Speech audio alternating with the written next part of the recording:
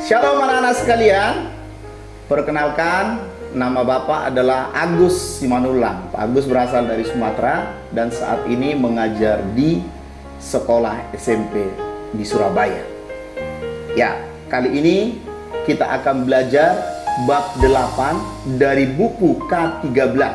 Setia beribadah, berdoa, dan membaca Alkitab. Sebelum kita memulai mapel kita hari ini, mari kita terlebih dahulu berdoa.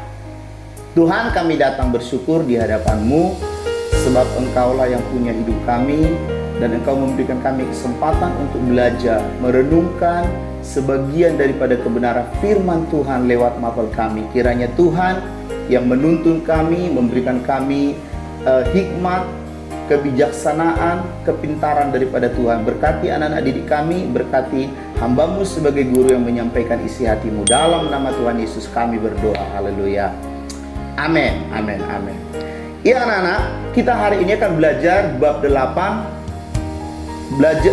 Setia beribadah, berdoa, dan membaca Alkitab. Sebelum Pak Agus jauh ke materi, Pak Agus mau nanya, ayo anak-anak, siapa yang sudah rajin beribadah? Ayo, bisa angkat tangan seperti Pak Agus. Tapi kalau malu-malu, bisa angkat tangan dalam hati atau setengah dada, bisa ya. Mungkin anak-anak sebagian berkata, Pak, saya setia beribadah. Tapi ada yang juga berkata gini, Pak, saya lupa Pak. Ya kalau ingat, ya setia untuk beribadah Pak. Tapi enggak, ya banyak bolosnya Pak. Nah, menjadi pertanyaan, kenapa kalian bolos? Apakah kalian sibuk dengan gadget, main game, atau sibuk dengan yang lainnya? Tapi lewat mapel ini, Tuhan Yesus ajarkan kita supaya kita setia beribadah kepada Tuhan. Karena dalam ibadah itu mengandung janji, baik hari ini maupun hari yang akan datang. Dengan kata lain, kekal selama-lamanya. Coba kita lihat Alkitab yang terdapat dalam Efesus 6 ayat 18. Berkata seperti ini, berdoalah setiap waktu dalam roh, dan berjaga-jagalah dalam doamu itu dengan permohonan yang tak putus-putusnya untuk semua orang kudus. Jadi ada dalam ibadah itu ditekankan doa. Nah, nanti kita akan bahas lebih dalam. Dalam ibadah itu terdapat apa aja sih Pak Agus? Ya kan? Pak Agus sudah membahas di situ, tinggal nanti kita akan masuk, Pak Agus akan menjabarkan dengan baik. Terus dikatakan di Roma 12 ayat 12 berkata seperti ini, bersukacitalah dalam pengharapan, sabarlah dalam kesesakan, dan bertekunlah dalam doa. Jadi ada dua kata yang diulangi oleh Tuhan adalah doa, doa, dan doa. Dan masih banyak ayat lain yang berbicara tentang doa. Nah, kali ini kita akan apa sih tujuan kita mempelajari bab 8 ini, setia beribadah, berdoa, dan membaca Alkitab? Tujuannya supaya anak-anak itu loh dapat mengetahui kegiatan berdoa, membaca firman supaya di dalam keluarga kita maknanya, gunanya apa gitu. Jadi jangan ikut-ikutan dibaca, yang penting Pak karena anjuran orang tua ya dibaca, yang penting Pak anjuran guru, yang penting dibaca. Bukan, tetapi kalian tahu apa maknanya untuk kalian. Dan yang kedua, menjelaskan pentingnya setia beribadah, berdoa, membaca firman. Penting nggak untuk kalian? Kalau bagi Pak Agus penting. Untuk apa? Untuk memelihara imannya Pak Agus. Supaya apa? Semakin kuat, militan di dalam Tuhan. Coba anak-anak, coba kalau kalian tidak rajin ibadah, gak pernah baca firman, gak pernah doa, tiba-tiba masalah datang, kira-kira kalian kuat atau lemah? Pak Agus bisa menjamin 50% pasti kalian lemah. Tapi coba kalau kita datang mendekat di hadapan Tuhan lewat doa, maka kita akan kuat di hadapan Tuhan. Ya. Dan juga kita akan belajar tentang doa yang diajarkan oleh Tuhan Yesus. Ya kan? Kenapa sampai Tuhan Yesus berdoa? Ada apa dengan itu? Ya kan? Supaya kita ini semakin kuat di hadapan Tuhan. Ada pepatah berkata seperti ini. Ada slogan berkata seperti ini. Doa adalah nafas orang beriman atau orang percaya.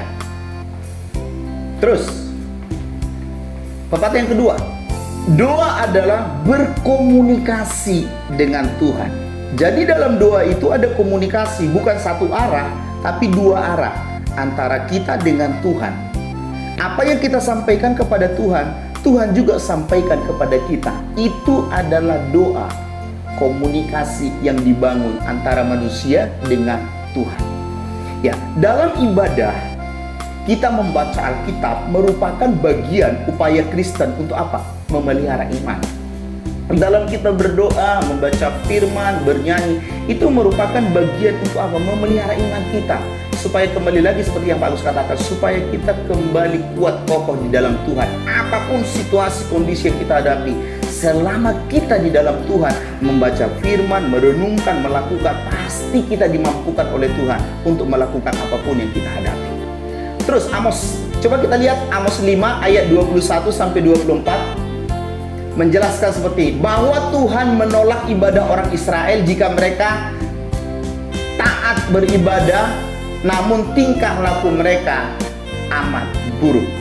Dari situ tentunya, ini kita belajar satu kesimpulan bahwa kita beribadah sudah rajin nih, tapi di sisi lain kita tidak menjaga tingkah laku kita. Tingkah laku itu apa? Perbuatan. Maka itu yang dikatakan oleh kitab Amos, maka nanti ibadah kita itu tidak berkenan. Jadi terus yang benar seperti apa Pak Gus? Yang benar adalah engkau sudah aktif, rajin beribadah, dan engkau juga menjaga sikap hatimu. Itu yang Tuhan inginkan dalam diri kita. Pak, kalau gitu nggak bisa salah Pak. Bisa salah, bisa berdosa, bisa jatuh. Tapi yang Tuhan mau adalah ayo bangkit dari keterburukan itu, minta ampun sama Tuhan supaya Tuhan memulihkan kehidupan kita.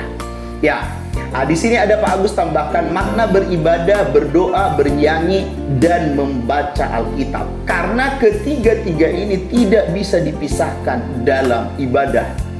Jadi contoh nih, anak-anak, teman-teman yang pergi ibadah, baik itu di gereja, di persekutuan doa, di perusahaan, ibadah mesbah keluarga, dalam ibadah itu tidak bisa dipisahkan yang namanya dari bernyanyi. Pertama, yang kedua, berdoa. Yang ketiga adalah pembacaan firman Tuhan. Karena itu satu lingkup, satu kesatuan yang tidak bisa dipisahkan. Saat ini kita akan belajar. Pak Agus akan menuntun anak-anak supaya kalian mengerti satu demi satu daripada pelajaran kita untuk saat ini. Yang pertama, orang Kristen yang berdoa. Orang Kristen harus berdoa. Orang Kristen harus bisa berdoa. Orang Kristen harus pede berdoa. Orang Kristen jangan malu berdoa. Mungkin dari pertanyaan ini, anak-anak pernahkah malu berdoa? Anak-anak pernahkah tidak bisa berdoa? Atau anak-anak pernahkah grogi berdoa? Jangan saya disuruh Pak, saya nggak bisa. Satu saat anaknya Pak Agus, anak didik Pak Agus, saya suruh berdoa. Tiba-tiba gemetar, keringat dingin, nggak bisa berdoa. Dari sini dia bisa kesimpulan, berarti dia jarang berdoa. Kan? Pak Agus sudah katakan tadi di awal, doa adalah nafas orang percaya. Jadi kalau kita tidak berdoa, berarti kita stop bernafas. Orang kalau stop bernafas, berarti tandanya orang itu apa? Mati. Is dead. Inna lillahi wa inna ilaihi raji'un. Mungkin kamu berkata seperti ini, Pak, buktinya lo saya nggak mati Pak, saya masih hidup. Ya, secara jasmani, anak-anak, engkau hidup. Tapi coba cross check rohani kita. Masihkah kita hidup? Atau rohani kita sudah mulai mati kering, sudah menjauh dari Tuhan? Ciri-ciri orang yang sudah mati rohani, dia sudah nggak ada lagi gairah untuk beribadah, dia sudah nggak ada lagi gairah untuk berdoa, dia sudah nggak ada lagi gairah untuk dekat dengan Tuhan. Dia yang ada gairah dalam dirinya adalah kesibukan, sibuk main game, gadget itu loh. Sibuk apa? Hobi apa yang lain-lain. Bukan berarti itu nggak boleh, boleh. Tetapi kalau engkau sibuk dengan itu, engkau melalaikan ibadah doa, berarti engkau sudah mati secara rohani. Ingat kata-kata Tuhan kepada Adam dan Hawa di Taman Eden, jika engkau memakan buah pengetahuan yang baik dan yang jahat itu, maka saat itu juga engkau akan mati. Buktinya waktu diambil Hawa diberikan kepada Adam, mereka mati. Yang mati apanya? Bukan jasmaninya, tapi rohnya. Ya. Jadi yang kedua, doa adalah komunikasi, hubungan yang dekat antara kita dengan Tuhan. Saya ibaratkan hubungan. Kalau engkau berdoa, maka hubunganmu dengan Tuhan pasti beres. Contoh, seperti anak dengan orang tua. Adakah antara anak dengan orang tua dalam hubungan komunikasi dalam rumah tangga sesuatu hal yang tertutup-tutupi? Tentunya enggak. Pak Agus punya 2 anak cowok, satu kelas 6, satu kelas 4. Kalau mereka ada apa-apa, mereka selalu ngomong sama Pak Agus, "Pak, tadi lu aku gini, Pak. Pak, tadi lu aku gini, Pak." Mereka selalu ngomong, curhat dengan Pak Agus. Kenapa? Karena yang pertama, Pak Agus adalah sebagai orang tua. Yang kedua adalah karena Pak Agus ada hubungan komunikasi yang dekat antara anak dengan orang tua. Demikian kita dengan Tuhan. Kalau engkau berkata aku cinta Tuhan, maka dalam ibadahmu engkau harus berdoa, komunikasi 2 arah antara kita dengan Tuhan menjadi satu. Ya, Pak Agus tadi sudah katakan, contohkan hubungan orang tua dengan anak. Tidak ada yang tertutup-tutupi, tidak ada yang disembunyikan, tidak ada rahasia-rahasia. Tapi yang ada adalah antara anak dengan orang tua ada komunikasi, bahkan ada keterbukaan. Jadi kalau engkau berkomunikasi sama Tuhan, berdoa sama Tuhan, jangan engkau malu. Jangan engkau bilang gini, "Pak, aku sungkan Pak, malu Pak berhadapan dengan Tuhan. Saya kan baru berbuat dosa." Justru engkau berbuat dosa. Datang sama Tuhan, bilang gini sama Tuhan, "Tuhan, ampuni aku. Tadi sudah melakukan dosa ini, sudah melakukan pelanggaran ini, sudah melakukan kesalahan itu." Justru itu yang Tuhan cari dari kita. Pak Agus pernah salah, pernah berbuat dosa. Pak Agus datang sama Tuhan, "Tuhan, ampuni dosaku. Sebab saya sudah melakukan ini dan itu di hadapan Tuhan." Justru pada saat kita datang minta ampun, membangun komunikasi di hadapan Tuhan lewat doa, disitulah kebaikan Tuhan nyata dalam hidup kita. Ketiga, doa adalah suatu ungkapan syukur kepada Tuhan dari hati kita. Jadi doa itu merupakan ungkapan syukur. Jadi engkau bersyukur kepada Tuhan karena apa? Hingga saat ini engkau masih sehat. Hingga saat ini engkau masih punya keluarga. Hingga saat ini engkau masih bisa sekolah. Walaupun sekolah kita sekarang ini daring di rumah.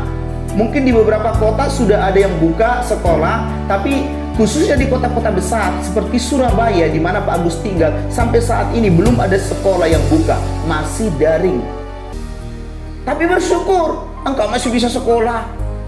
Selama internet masih ada, selama wifi masih jalan, engkau tidak pernah ketinggalan mapel dari Bapak Ibu guru. Betul tidak?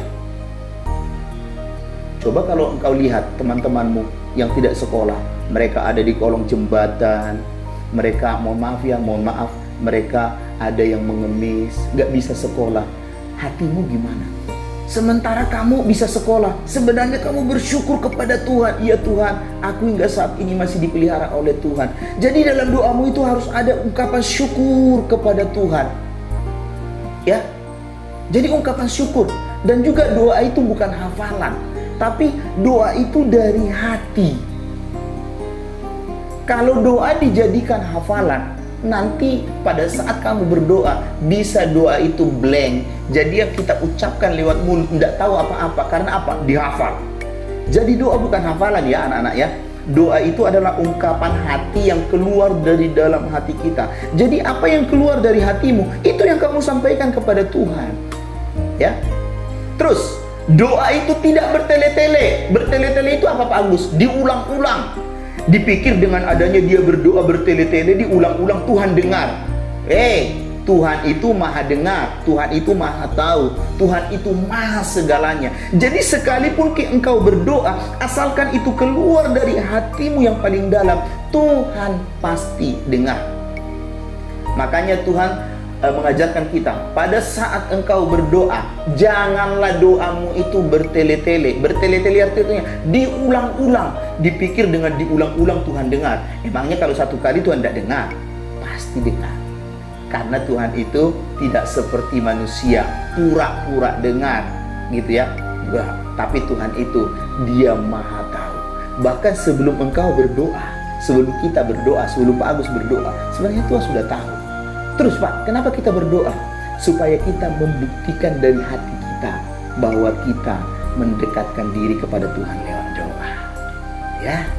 Jadi dari beberapa poin yang sudah Pak Agus sampaikan ini, paling tidak anak-anak sudah dapat gambaran. Iya ya, kalau berbicara ibadah, berdoa, berarti saya harus memberanikan diri berdoa. Iya, jangan malu berdoa. Satu saat Pak Agus pernah makan di salah satu tempat, di tempat keramaian. Tiba-tiba di samping saya ada juga makan, ternyata anak Tuhan. Begitu waktu giliran mau berdoa, anak-anak tahu, karena Pak Agus sendiri lihat dengan mata, dijatuhkanlah yang namanya sendok ke bawah. Waktu dijatuhkan sendoknya ke bawah, tek, begitu dia mau ngambil, baru dia situ berdoa, Tuhan berkati, enggak tahu apa doanya dia. Jadi dia berdoa pada saat dia mengambil sendok yang dijatuhkan ke bawah. Dia nggak berani berdoa di tempat keramaian dengan lipat tangan tutup mata. Malu, sungkan. Hei, engkau lebih malu, engkau lebih sungkan kepada manusia daripada Tuhan. Pak Agus, dimanapun Pak Agus selalu berdoa. Bahkan anaknya Pak Agus, dua-dua Pak Agus ajarkan, dimanapun abang adik berada, pada saat makan, lipat tangan, doa. Bahkan di dalam rumah kami, Pak Agus itu kalau untuk makan jarang berdoa. Yang sering berdoa adalah anaknya Pak Agus yang pertama dan anaknya Pak Agus yang kedua berdoa. Mereka bergantian.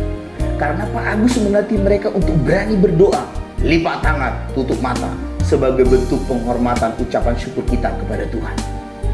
Yuk, jadi anak-anak, jangan malu berdoa ya. Jangan ada kata, Pak, saya nggak bisa berdoa. Tidak ada. Tapi dari pelajaran yang sudah Pak Agus ungkapkan ini hingga saat ini, engkau harus lebih mantap berani berdoa. Terus, Yesus menekankan pada kesungguhan dalam berdoa. Bagaimana orang percaya berdoa dengan iman dan pengharapan kepada Tuhan. Jadi kalau engkau berdoa, walaupun engkau belum melihat, tetaplah kamu berharap, beriman dengan keyakinanmu. Sekalipun kita belum melihat, tetapi dalam hatimu, dalam imanmu, pengharapanmu, sesuatu yang kamu doakan itu Tuhan sudah dengar. Makanya ada istilah Bapak Pendeta di Surabaya berkata seperti ini. Dua pendeta, yang satu berkata seperti ini, banyak berdoa, banyak berkat. Sekali lagi Pak Agus ulangi, banyak berdoa, banyak berkat. Itu kata Pak Pendeta yang satu. Pak Pendeta yang kedua berkata, pada saat engkau berdoa, engkau merem. Ono itu artinya ada. Tapi pada saat engkau melek, nggak ada. Pada saat kita buka mata, nggak ada. Tetaplah merem, tetaplah berdoa, sampai sesuatu hal yang kamu doakan itu menjadi suatu kenyataan. Jadi artinya anak-anak, pada saat engkau berdoa, sampai saat ini engkau belum melihat. Contoh, anak-anak berdoa, Pak, saya sekarang hingga saat ini berdoa karena laptop saya sudah waktunya di-upgrade. Jadi saya mau berdoa untuk laptop yang baru. Hingga saat ini mungkin engkau berdoa, belum ada tanda-tanda. Orang tua belum bisa beli karena keadaan pandemi ini, dan belum ada sumbernya dari mana. Tetaplah kamu percaya, tetaplah kamu berdoa. Satu saat Tuhan pasti kirimkan berkat untuk memberkati engkau sampai engkau bisa membeli yang namanya laptop yang terbaru. Itu salah satu contoh. Pak Agus pernah mengalami. Jadi dari sini anak-anak, yuk sungguh-sungguh berdoa. Terus kalau kita baca di dalam Kisah Para Rasul 2 ayat 41 sampai 42 menjelaskan bahwa cara hidup jemaat mula-mula, mereka bertekun dalam pengajaran rasul-rasul dan memecahkan roti sambil berdoa kepada Tuhan. Jadi kita bisa mengambil satu teladan dari jemaat mula-mula di Kisah Para Rasul. Mereka bertekun dalam pengajaran. Pengajaran apa Pak Agus? Pengajaran firman Tuhan yang disampaikan para rasul pada saat itu. Kalau konteks anak-anak, mereka bertekun dalam pengajaran, yaitu apa? Mapel agama Kristen dan budi pekerti. Mereka bertekun dalam itu. Bertekun dalam pengajaran, bertekun dalam doa, dan mereka berkumpul sama-sama untuk memecahkan roti sebagai rasa ucapan syukur mereka kepada Tuhan. Jadi dari sana kita sudah dilatih sebenarnya untuk berdoa. Tapi hingga saat ini nggak lucu kalau ada orang Kristen berkata, aku nggak bisa berdoa, saya nggak pede berdoa, Bapak aja deh, kamulah. Nggak ada. Pak Agus mengajar di 2 sekolah. Dalam 2 sekolah itu Pak Agus menekankan untuk anak-anak, engkau kalau malu berdoa berarti kamu tidak percaya diri sama Tuhan.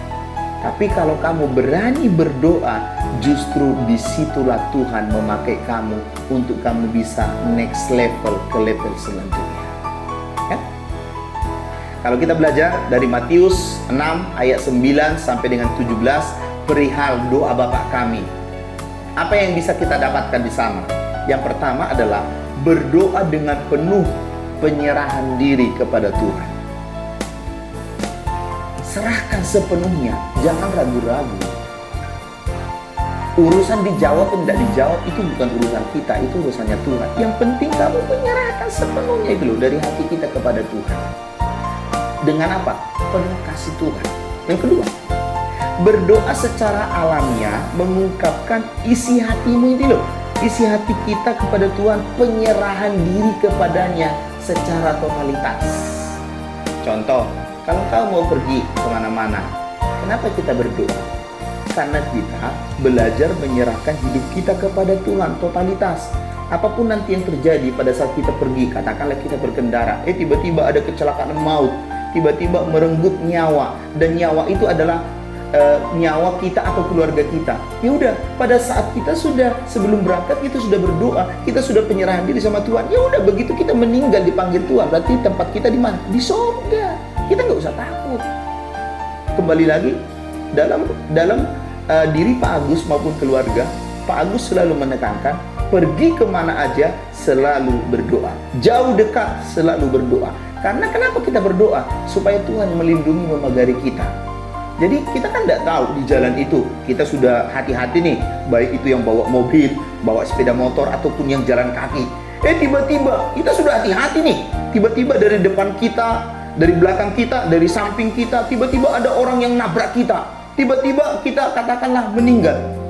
Tapi kalau kita sudah berdoa lewat penyerahan diri kepada Tuhan, maka tempat kita di surga kelak. Jadi mulai dari sekarang anak-anak, biasakan diri sebelum engkau pergi sebelum melangkah, usahakan berdoa. Sebagai bentuk penyerahan diri kita kepada Tuhan, bahwa Dia akan melindungi, memagari kita. Malaikat Tuhan akan Tuhan suruh untuk melindungi dan menyertai kita. 4. Berdoa dalam kepercayaan bahwa Allah Maha mendengar dan menjawab doa kita sesuai dengan kasih dan keadilan Tuhan. Jadi kalau engkau berdoa, jangan paksa Tuhan. Tuhan, kudu dengar lo ya, harus dengar lo doaku. Kalau enggak aku mutung lo, aku ngambek lo Tuhan. Ya enggak. Jadi Tuhan itu enggak bisa dipaksa. Tuhan untuk menjawab doa kita itu adalah keadilan Tuhan.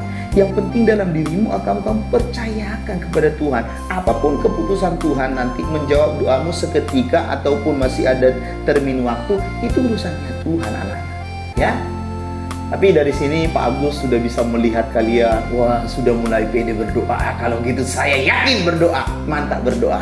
Sebab saya sudah dapat yang namanya peneguhan lewat mapel agama Kristen ini. Yang kelima, berdoa dan membaca Alkitab sesuatu hal yang dikehendaki Tuhan. Oh iya dong, berdoa dan membaca Alkitab. Nanti Pak Agus akan bahas di termin belajar selanjutnya adalah tentang membaca Alkitab. Berdoa itu sesuatu hal yang diinginkan oleh Tuhan. Karena doa itu komunikasi. Masa sih orang tua tidak ingin anaknya berkomunikasi? Pasti dong. Demikian Tuhan dengan kita.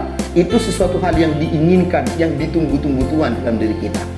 Ingat, tidak ada masalah yang terlalu besar atau terlalu kecil untuk didoakan. Makanya Pak Agus katakan doa itu memang tidak kelihatan, tetapi doa itu powerful. Bisa menembus batas, bisa menembus ruang, dan bisa menembus waktu. Percayakah anak-anak? Engkau sekarang ada di sini. Tiba-tiba ada saudaramu, temanmu, mereka sakit di luar negeri, katakan di Amerika. Engkau bisa berdoa dari sini.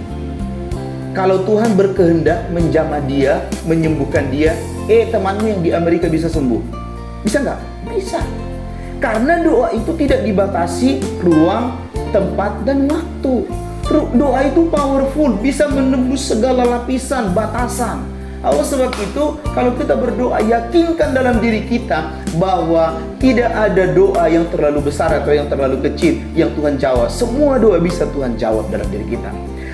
Ketujuh, berdoa dalam iman dan pengharapan kepadanya. Ya dong, harus dengan iman. Selalu Pak Agus ungkapkan lagi, iman, iman, iman, iman, dan iman. Keyakinan, keyakinan, keyakinan, dan keyakinan. Pengharapan dan pengharapan kepada Tuhan. Ya, menjadi pertanyaan gini, Pak, apakah semua doa dijawab oleh Tuhan?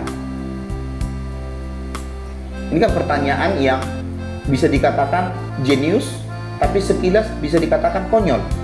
Tapi Pak Agus tidak mau salah menjawab. Pak Agus akan menjawab sesuai dengan firman Tuhan. Apakah semua doa dijawab oleh Tuhan?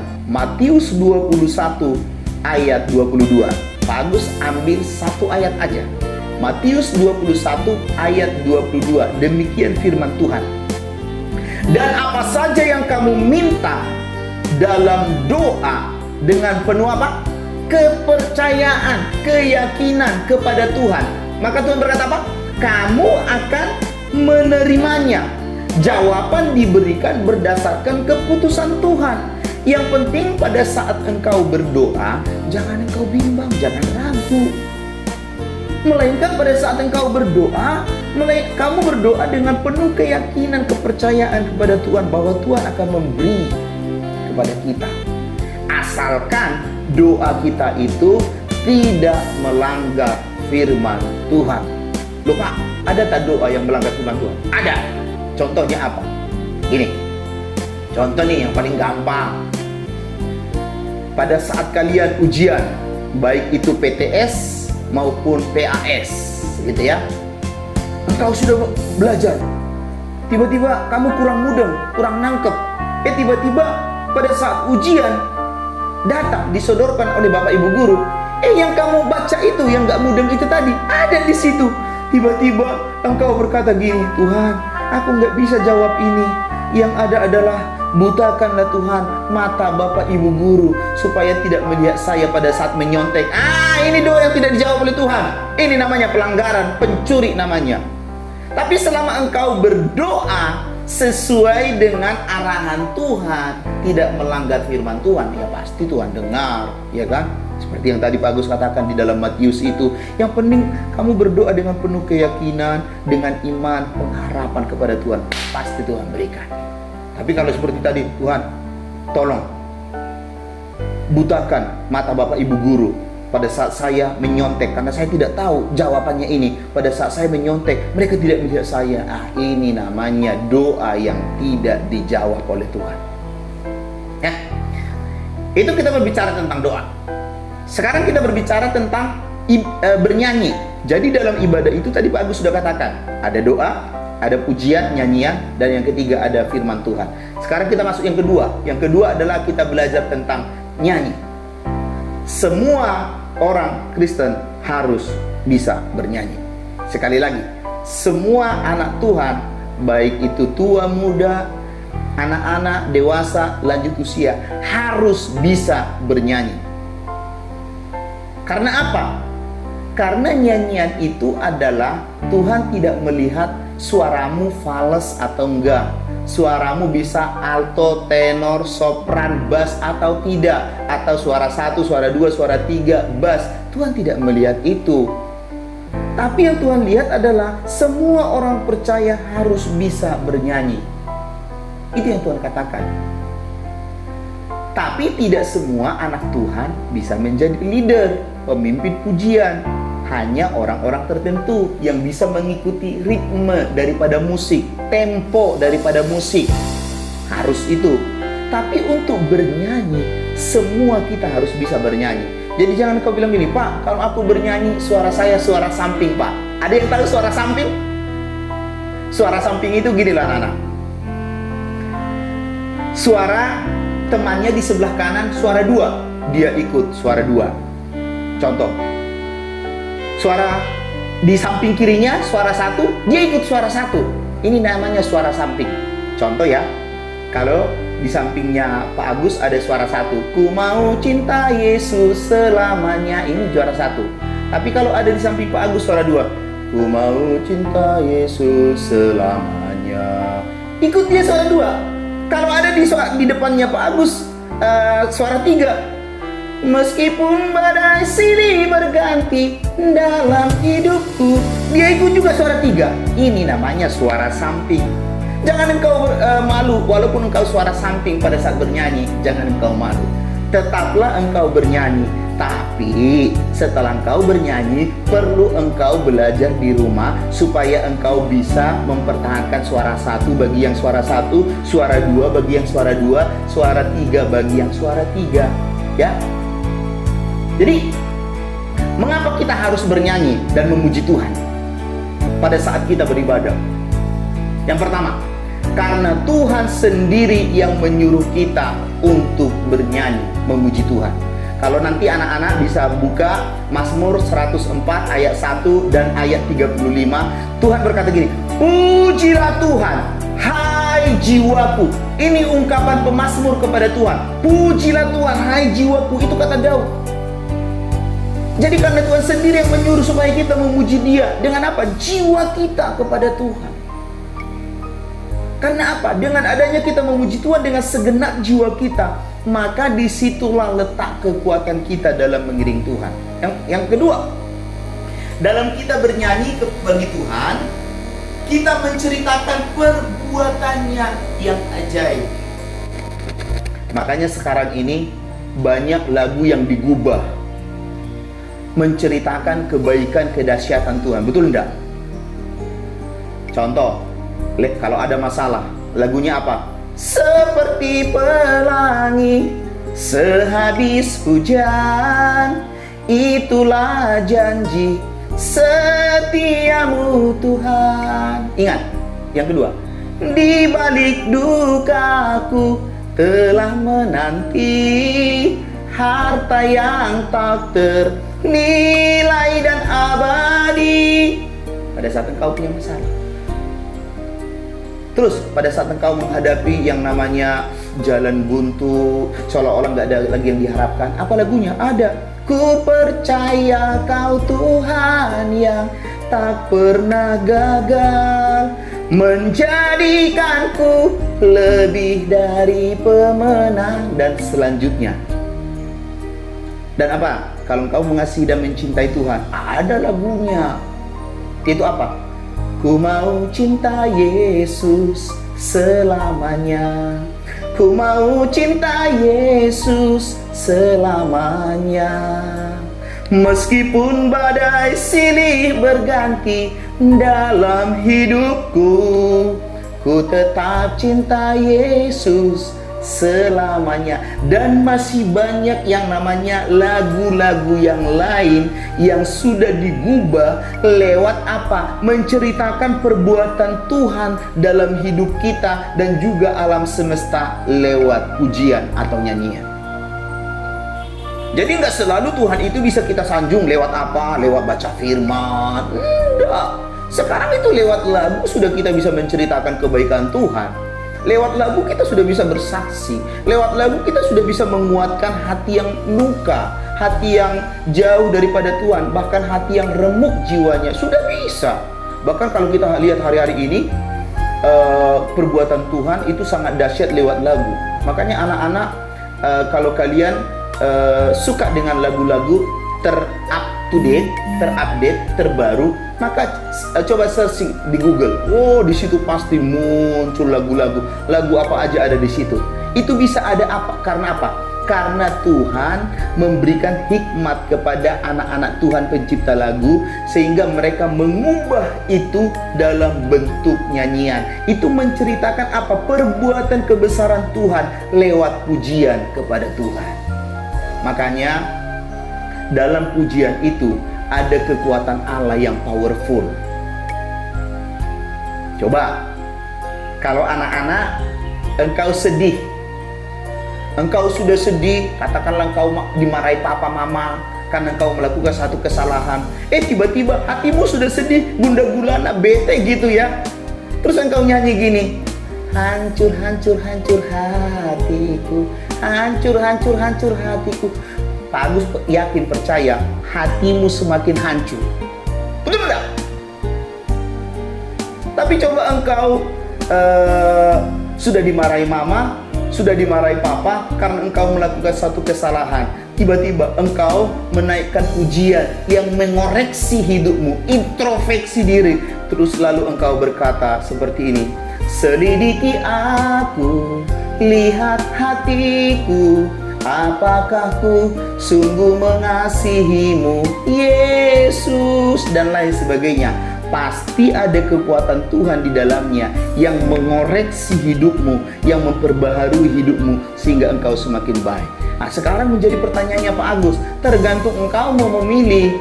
Kamu mau menyanyikan lagu-lagu yang membangun imanmu atau membuat engkau menyanyikan lagu-lagu yang semakin down. Tergantung, pilihan ada di tanganmu, anak-anak. Tapi kalau Pak Agus mengatakan, pilihlah yang pertama, membangun iman kepada Tuhan. Ya, yang kedua dikatakan tentang yang ketiga tentang bernyanyi. Dengan kita bernyanyi, kita sedang mengekspresikan, ekspresi, semangat, gairah. Ekspresi itu artinya gini. Contoh paling gampang, kalau cowok-cowok nih suka nonton bola. Pada saat engkau sudah di depan layar televisi, engkau menonton, itu mungkin idolamu. Contoh katakan Cristiano Ronaldo. Siapa lagi pemain bola yang top-top? Messi, Lionel Messi. Tiba-tiba engkau gini menonton. Ayo. Lihat Pak Gus, matanya gini. Begitu gol. Gol. Betul enggak? Gol, bersoraklah, angkat tanganlah, jingkraklah, dan lain sebagainya. Itu ekspresi, bro, ekspresi. Sama kalau engkau bernyanyi sama Tuhan, harus ada ekspresi. Jangan gini, contoh ya, lagu sukacita, ratakan tanah bergelombang, tapi ekspresimu gini, ratakan tanah bergelombang, timbullah tanah yang berlubang. Itu orang itu kok kayak gitu sih, menjadi siap dibangun, kok itu kok kayak gitu. Itu namanya ekspresi tidak sesuai dengan lagu. Tapi yang benar adalah apa? Ratakan tanah bergelombang, timbullah tanah yang berluah. Itu ekspresi. Menjadi siap dibangun di atas dasar iman. Itu ekspresi. Jadi pada saat engkau bernyanyi kepada Tuhan, jangan engkau malu. Pada saat engkau memuji Tuhan, jangan engkau malu. Harus engkau bernyanyi dengan penuh ekspresi. Angkat tangan bagi yang angkat tangan, satu tangan, dua tangan, atau lambaikan tangan seperti itu, ekspresi. Dan itu alkitabiah. Jadi kalau kita memuji Tuhan, itu bukan karena tata layanan gereja, tapi itu alkitabiah. Kalau kita memuji Tuhan, harus penuh dengan ekspresi. Contohnya siapa Pak Agus? Ada dalam Alkitab. Lihat, Pak Agus tidak menyebutkan ayatnya. Lihat dalam Mazmur, Daud memuji Tuhan, dikatakan karena ekspresinya keluar dari dalam, dia sampai dijuluki seperti orang apa? Gila. Tahu gila? Gendeng. Karena apa? Ekspresinya dia menceritakan Tuhan itu dahsyat. Dia melompat-lompat, menari-nari, dan lain sebagainya. Sehingga orang bilang ini, Daud. Padahal dia bukan gila, tapi karena ekspresi. Ekspresi, bro. Seperti itu tadi, main bola, gol. Waduh. Pak Agus tengah malam pernah ke waktu tidur, pernah kebangunan. terbangun karena apa? Suara teriak orang kampung pada saat Piala 2 beberapa tahun yang lalu. Mereka bilang gol karena suara itu terlalu besar, terlalu rame. Sampai tengah malam Pak Agus bisa bangun. Gara-gara apa? Teriakan mereka gol. Itu ekspresi. Apalagi kita memuji Tuhan, jangan malu punya ekspresi, oke? Melainkan kita harus mengekspresikan dari hati kita. Nah, tapi juga harus perlu dijaga anak-anak. Begitu engkau ekspresi gitu ya, kamu angkat tangan, jangan lupa pakai deodoran, men. Jangan engkau nanti angkat tangan tiba-tiba sebelah kanan kirimu pingsan gara-gara apa? Bau badan kita itu juga harus dijaga, oke? Tapi lepas konteks daripada itu, Pak Agus mengatakan apa? Supaya engkau punya ekspresi keluar dari hatimu kepada Tuhan. Yang keempat, yang terakhir. Kenapa orang Kristen bernyanyi? Karena apa? Karena dalam pujian ada kekuatan Allah yang menguatkan semangat yang patah. Pak Agus tadi sudah katakan di awal, semangat yang sedih, semangat yang susah gitu ya. Ada kekuatan Allah yang menyelamatkan kita, menguatkan kita di dalamnya. Tadi Pak Agus sudah katakan di awal. Kalau engkau sudah susah, engkau dengarkan lagu-lagu yang melo, sedih, pasti hatimu tambah susah. Tapi kalau engkau sudah susah, engkau dengarkan pujian yang membangun, pasti engkau bangkit sebagai anak muda, pribadi remaja yang kokoh militan di dalam Tuhan. Kedua, yang ketiga, C. Orang percaya membaca Alkitab. Jadi dalam ibadah itu yang terakhir Pak Agus membahas di sini tentang orang percaya membaca Alkitab. Kenapa sih Pak Agus kita harus membaca firman? Iya dong, karena Alkitab itu adalah dasar, landasan. Tahu landasan? Pondasi. Pondasi kita dalam menjalani hidup ini. Contoh, anak-anak tahu pernah melihat gedung yang tingkat pencakar langit, gedung yang beberapa tingkat 20, 30 sampai 40 di atas. Menjadi pertanyaan gini, kenapa gedung itu bisa sampai 40 tingkat di atas? Kok nggak roboh? Begitu ada angin, tofan, kok nggak langsung gebrak, jatuh? Karena dalam gedung itu ada pondasi, ada tiang pancang yang ditancapkan ke dalam sehingga bisa menopang bangunan ini. Sama dalam diri kita. Kita tidak bisa, anak-anak tidak bisa lepas dari firman Tuhan. Engkau butuh firman Tuhan karena firman Tuhan ini adalah dasar, pondasi kita untuk kita hidup. Jadi engkau baik, engkau buruk, engkau setengah baik, setengah buruk, itu karena tergantung hidupmu. Sudahkah engkau mempraktekkan firman Tuhan? Sudahkah engkau meletakkan pondasi hidupmu atas kebenaran firman Tuhan?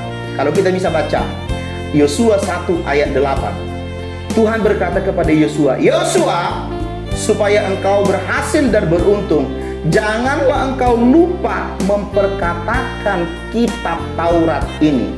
Kitab Taurat artinya firman Tuhan. Melainkan renungkanlah itu siang dan malam. Supaya apa? Supaya dengan demikian perjalanan hidupmu berhasil dan engkau akan beruntung. Jadi kenapa kita membaca firman Tuhan?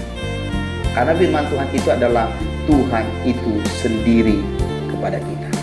Yang kedua, kenapa kita harus membaca firman Tuhan? Karena Tuhan itu adalah, karena firman Tuhan itu adalah surat cintanya Tuhan. Nah, anak-anak zaman sekarang sudah nggak tahu yang namanya surat cinta. Zamannya Pak Agus itu tahu yang namanya surat cinta. Kalau dulu Pak Agus itu waktu masih zaman-zaman SMP, SMA gitu ya, belum zaman handphone pada saat itu. Jadi kalau Pak Agus jatuh cinta dengan seorang wanita, maka Pak Agus akan mengirim surat cinta. Pak Agus lihat sekarang ini ada yang jatuh cinta nih. Jadi Pak Agus menulis surat di kertas yang namanya kertas surat cinta itu. Saya kirim ke dia. Begitu sudah diterima, dia dibalas. Pak Agus baca yang namanya surat cintanya itu. Waduh, hati ini sangat berbunga-bunga. Tapi itu sudah kuno, sudah lewat, sudah nggak ada sekarang ini, ya kan? Sekarang ini lewat apa? Gadget, men, gadget. Ditulis di sini, I love you. Tiba-tiba dari sana balasan I love you juga tuh. Jadi kalau Pak Agus ya bahasakan bahwa Alkitab itu adalah message daripada Tuhan, pesan daripada Tuhan, pesan cinta Tuhan kepada engkau. Nah, tentunya pesan cinta Tuhan itu tentunya harus kita simpan dong, harus kita renungkan dong, harus kita lakukan dong. Betul tidak? Tidak mungkin surat cintanya Tuhan kita abaikan, melainkan surat cintanya Tuhan itu kemana-mana kita bawa, kita baca, kita renungkan, dan kita lakukan untuk menyenangkan Tuhan. Yang ketiga, firman Tuhan itu adalah Allah itu sendiri. Kalau anak-anak nanti bisa baca di dalam Yohanes 1 ayat 1 sampai yang ketiga, dan juga ditambah dengan ayat 14. Pada mulanya adalah firman. Firman itu bersama-sama dengan Allah, dan firman itu adalah Allah itu sendiri. Dikatakan di ayat yang ke-14, firman itu telah berubah mengambil rupa sebagai manusia dan diam tinggal di dalam kita. Jadi kenapa kita membaca firman Tuhan? Yang ketiga adalah karena firman Tuhan itu adalah Allah itu sendiri, anak-anak. Jadi kalau kita lihat Allah itu yang mengambil rupa sebagai surat cintanya yang kita baca. Jangan engkau sungkan, jangan engkau nggak mau membaca firman. Ayo baca firman Tuhan. Bagus saja hingga saat ini kemana-mana kan kita sudah bisa bawa Alkitab nih. Jadi nggak lagi bawa Alkitab seperti buku sekarang yang Pak Agus pegang ini. Tapi kan sekarang kan Alkitab kan sudah ada di mana? Di handphone. Tinggal engkau download Alkitab, terus ada di sana pembacaan tahunan. Engkau bisa baca supaya engkau tidak terlewatkan. Ada diingatkan di situ. Pagi baca ini Kejadian, siang baca Mazmur, terus kalau malam baca Perjanjian Baru atau Matius. Dan itu nanti diingatkan. Dalam 1 tahun kita sudah bisa selesai membaca Alkitab. Istilah orang tetangga kita berkata, katam 1 tahun membaca Alkitab dari Kejadian sampai Wahyu. Nah, sekarang menjadi pertanyaan, anak-anak, di handphonemu itu loh, kamu isi banyak apa? Game atau hal-hal yang berguna? Alkitab. Pak Agus mau nanya, siapa anak-anak di dalam handphonenya sudah terdownload yang namanya Alkitab? Coba angkat tangan. Kalau malu, setengah tangan aja ya, di depan dada. Puji Tuhan, ada beberapa anak-anak yang, sebagian anak-anak yang belum, tapi banyak yang sudah mendownload. Puji Tuhan. Jangan engkau cuma hanya puas sampai downloadnya, tapi engkau harus merenungkan, memperkatakan, membaca firman Tuhan itu. Karena firman Tuhan itu adalah Allah itu sendiri yang perlu engkau renungkan, perkatakan, yang membuat imanmu semakin kuat di hadapan Tuhan. Ya, jangan engkau sibuk. Ah Pak, baca firman kan bosan Pak, bosanin. Terus yang gak membosanin itu apa? Oh iya Pak, yang gak membosanin itu kan baca IG, baca WA, baca FB dan lain sebagainya. Firman Tuhan itu tidak pernah yang namanya kadaluarsa, tapi firman itu selalu up to date dalam dirimu. Keadaan situasi apapun, firman Tuhan itulah jawaban dalam diri kita. Yang keempat, karena segala sesuatu diciptakan hanya melalui firman, kecuali manusia. Contoh anak-anak, firman berkata apa? Jadilah cakrawala, jadi. Jadilah burung, jadi. Jadilah terang, jadi. Jadilah lautan, jadi. Dan lain sebagainya. Semua diciptakan Tuhan lewat apa? Firman. Kecuali manusia. Manusia itu diciptakan Tuhan bukan cuma hanya jadilah Agus, enggak. Tapi Tuhan itu menciptakan manusia sangat-sangat istimewa. It's the best. Unik. Pertama, Tuhan menciptakan manusia itu diambil dari debu tanah. Debu, sesuatu hal yang tidak berharga, material yang tidak diperhitungkan, diambil dari debu tanah, dibentuk, diukir seperti patung gitu ya. Mungkin mulai dari atas, kepala, leher, pundak, tangan, dada, pinggang, kaki, dan juga sampai terakhir adalah telapak kaki. Oh, karena sudah mungkin dilihat Tuhan, wah sempurna nih Pak Agus ini, sempurna nih Pak Yusak ini gitu ya. Karena pada saat dilihat sudah sempurna, baru dihembuskan nafas. You know nafas? Dalam bahasa Ibrani dikatakan ruah, kehidupan. Baru nafas dihembuskan lewat hidung manusia. Pada saat itulah manusia hidup. Jadi manusia itu diciptakan Tuhan istimewa, bukan lewat firman, tapi lewat tenunan tangan Tuhan sendiri. Tapi kalau lewat yang lainnya, ciptaan yang lainnya, cuma dengan firman, jadilah ini, jadi, jadilah ini, jadi, jadilah ini, jadi. Karena apa? Karena firman itu mencipta dari yang tidak ada menjadi ada. Yang kelima adalah karena dalam firman ada kekuatan Allah yang menyelamatkan semua orang berdosa. Nanti anak-anak bisa baca Roma 1 ayat yang ke-16. Jadi di dalam firman itu ada kekuatan powerful yang tidak terlihat, hampir sama tentang doa tadi. Dalam doa itu tidak terlihat, tapi ada kuasa yang powerful. Sama firman Tuhan juga. Firman Tuhan itu tidak terlihat. Allah itu sendiri sudah nggak terlihat sekarang. Tetapi di balik firman Tuhan ini ada kekuatan Allah yang powerful yang bisa mengubahkan manusia. Contoh, Pak Agus kasihkan salah satu contoh. Orang jahat bisa berubah, bisa menjadi baik. Karena apa? Karena dia memperkatakan dan merenungkan firman Tuhan. Betul tidak? Anak-anak mungkin melihat Pak Agus. Kalau anak-anaknya Pak Agus, anak didik Pak Agus sudah tahu. Anak-anak mungkin melihat Pak Agus tidak layak jadi sebagai guru atau hamba Tuhan. Kalau kita melihat ke belakang, Pak Agus ini dulu nggak ada cita-cita jadi guru atau hamba Tuhan. Pak Agus ini cita-cita jadi tentara atau polisi. Tapi alhasil apa? Pak Agus tidak masuk karena kurang tinggi. Waktu itu Pak Agus, aduh Tuhan, kok kayak gini? Madesu hidup saya, masa depan suram hidup saya. Itu dulu yang ada dalam benak pikirannya Pak Agus. Karena gagal tentara, gagal polisi karena kurang tinggi. Tapi apa yang terjadi? Tuhan memanggil Pak Agus dengan hal yang tidak terduga. Dan pada saat Tuhan memanggil Pak Agus menyerahkan diri sebagai hamba Tuhan, masuk dalam pembentukan di padang gurun selama 4 tahun. Disitulah Tuhan memproses Pak Agus dari yang jahat menjadi baik, dari orang yang bobrok menjadi mulia. Mohon maaf, dari orang mungkin menganggap Pak Agus sudah sampah masyarakat, Tuhan mengangkat Pak Agus dari sampah masyarakat menjadi pelayan umat hingga saat ini. Siapa yang bisa nyangka? Tidak ada. Tapi kenapa Pak Agus bisa? Itu pertanyaan. Karena ada firman yang merubah Pak Agus dari yang buruk menjadi mulia.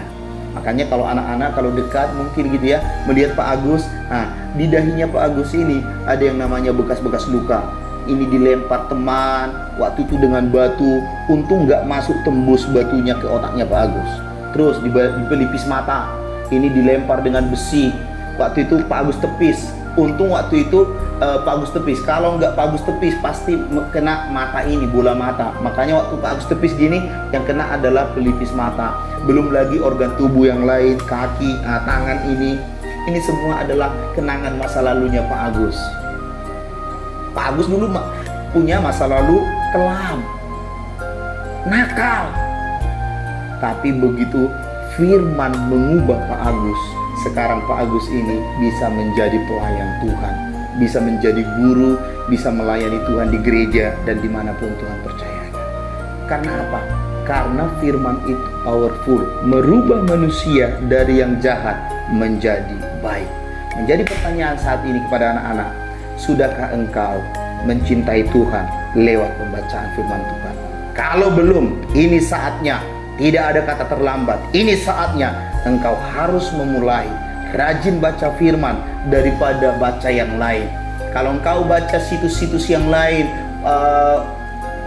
channel-channel yang lain, itu mungkin tidak membangun imanmu. Tapi kalau engkau membaca firman Tuhan, pasti hidupmu semakin diberkati Tuhan, semakin sukses, semakin berprestasi, dan semakin sayang, cinta papa mama, hormat kepada papa mama, dan teristimewa mencintai, mengasihi Tuhan Yesus Kristus. Jadi dari materi kita bab 8 ini anak-anak, engkau diajarkan 3: berdoa, bernyanyi, baca firman. Ayo lakukan itu, karena itu adalah satu kesatuan dalam ibadah yang tidak bisa dipisahkan. Nah, saat ini Pak Agus menugasi anak-anak. Ayo, ada 2 tugas yang Pak Agus akan buat untuk kalian. Yang pertama, coba buat tugas kelompok. Kelompok ini bisa terdiri dari keluarga, papa, mama, kakak, adik, dan saudara. Ya. Yang kedua, Bisa itu tetangga, bisa kamu tetanggamu, ya, tetangga dekatmu, depan kiri kanan depanmu, bisa. Bisa juga teman gerejamu, bisa. Youth sama youth, pemuda sama pemuda, sekolah minggu sama sekolah minggu gitu ya, bisa. Nah, tugasnya apa Pak Agus? Tugasnya gini. Dalam ibadah itu kan Pak Agus tadi sudah buat nih ceritanya. Dalam ibadah itu terdiri dari apa? Doa, nyanyi, dan pembaca firman. Coba buat dalam ibadah, dalam kelompokmu itu, siapa pemimpin pujian, siapa yang memimpin doa, dan siapa yang memimpin membawa firman Tuhan. Oke? Durasinya nggak usah panjang-panjang, 15 menit minimal gitu ya. Tapi anak-anak bisa difoto, terus kalau nggak keberatan, boleh engkau video. Oh boleh di video. Pak, boleh nggak di video Pak, mulai dari awal sampai akhir? Boleh, lebih bagus. Oke? Kirimkan untuk Bapak Ibu gurumu nanti, supaya Bapak Ibu gurumu untuk menilai. Itu tugas yang pertama. Tugas yang kedua, ini adalah tugas pribadi.